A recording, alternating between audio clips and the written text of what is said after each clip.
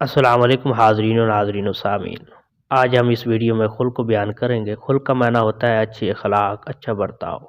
خطبات حکیم علیہ السلام میں خلق کی 3 قسمیں بیان کی گئی ہیں: خلق حسن، خلق کریم، خلق عظیم۔ خلق حسن یہ ہے کہ برائی کا بدلہ برائی سے دیا جائے۔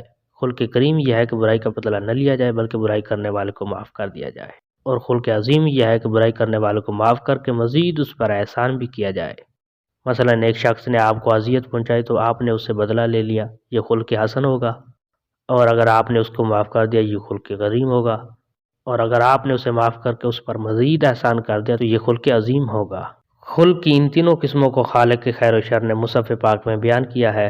سورہ بقرہ میں خلق حسن کی تعلیم دی گئی ہے، سورہ شورى میں خلق کریم کی تعلیم دی گئی ہے، جبکہ سورہ آل عمران میں خلق عظیم کی تعلیم دی گئی ہے۔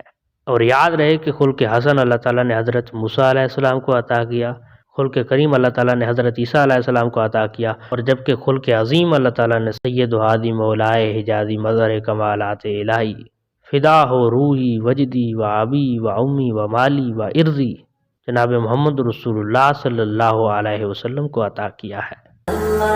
حسبي ربي جل الله